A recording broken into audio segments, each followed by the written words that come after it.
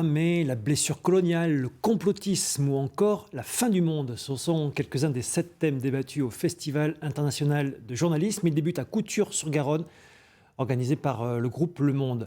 Bonjour Louis Dreyfus, merci d'être avec nous.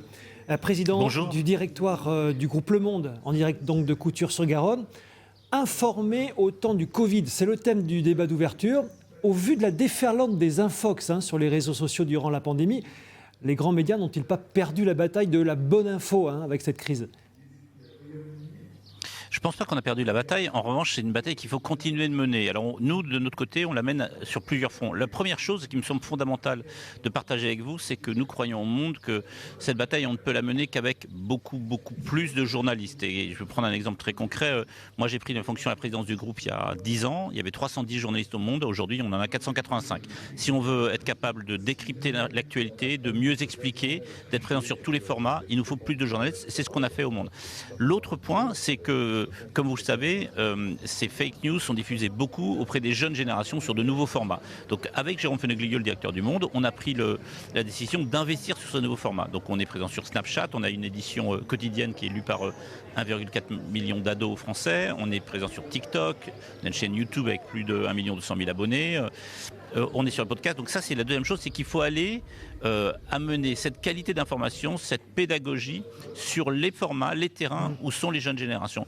Et puis le troisième, il faut qu'on veille à toujours sortir de notre tour d'ivoire et donc être à Couture. C'est un exemple pour nous d'emmener nos journalistes, être au contact du public. Couture-sur-Garonne est un village qui nous accueille depuis 3 ans avec 370 habitants seulement. Et ben chaque année, on a plus de 6000 personnes qui viennent assister au débat avec nos invités qui sont des gens qui partagent ou non nos points de vue et où on peut essayer de faire vivre le débat. Et ça me semble quelque chose d'intéressant aujourd'hui, au moment où les gens ont tendance à s'isoler.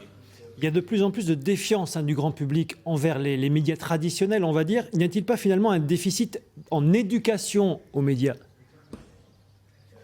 Alors vous avez tout à fait raison, il y a un déficit d'éducation.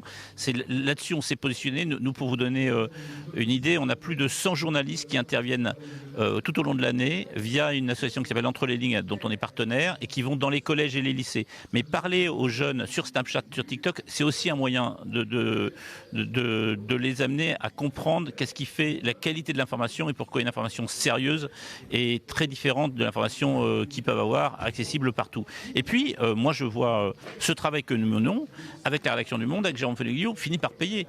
Il y a un exemple qui me semble frappant. On regardait pendant les 2 premiers confinements l'an dernier, Le Monde a gagné environ 120 000 abonnés numériques, ce qui est considérable. Ces 120 000 abonnés numériques, il y en a plus de 50% qui ont moins de 30 ans. Donc quand on a une stratégie d'arriver à les chercher sur les formats, qu'on les accompagne, il y a un moment où on arrive même à ce qu'ils s'abonnent et qu'ils aient accès à tous nos contenus. Donc moi je pense que cette bataille, elle est loin d'être perdue. Voilà. Merci Louis Dreyfus. Et donc, les débats se poursuivent durant 3 jours. À Couture-sur-Garonne, vous étiez en direct avec les images de Delphine Roussel-Saxe.